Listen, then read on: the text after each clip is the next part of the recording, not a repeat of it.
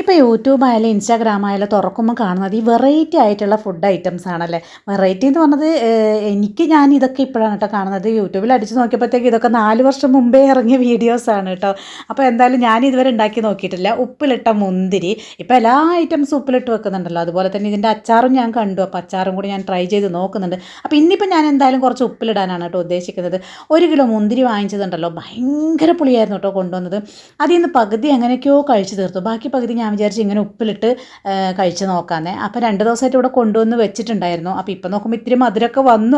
എന്നാലും ഞാൻ വിചാരിച്ചു കൊതി തോന്നിയതല്ലേ, ഒരു ഇത്തിരി മുന്തിരി അതിൽ നിന്നെടുത്ത് ഉപ്പിലിടാം, ബാക്കി കുട്ടികൾക്ക് കഴിക്കാൻ കൊടുക്കാമെന്ന്. കാരണം വെച്ചുകൊണ്ടിരുന്ന ഈ 2 ദിവസം കൊണ്ട് അത് കുറച്ച് മധുരം വന്നിട്ടുണ്ട് കേട്ടോ.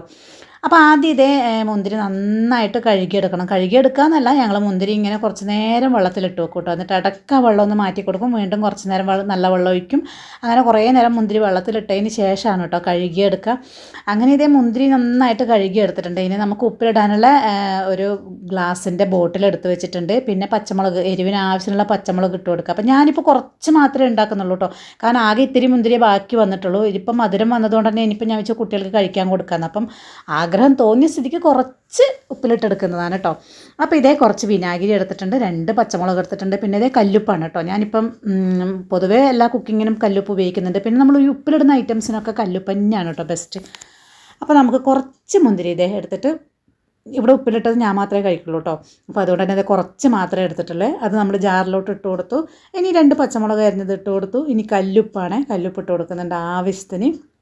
ഇനിയിപ്പം വിനാഗിരി ഒഴിച്ചു കൊടുക്കുന്നുണ്ട്. വിനാഗിരി കുറച്ച് അധികം ഒഴിച്ചു കൊടുക്കണം. കാരണം എന്താണെന്ന് വെച്ച് കഴിഞ്ഞാൽ എൻ്റെ മുന്തിരിക്ക് ഇപ്പോൾ ഒരു അല്പം പുളിയൊക്കെ മധുരം കിട്ടിയിട്ടുണ്ട് കേട്ടോ. അപ്പം പുളി വേണമെന്നുണ്ടെങ്കിൽ വിനാഗിരി കുറച്ച് അധികം ഒഴിച്ചു കൊടുക്കുക.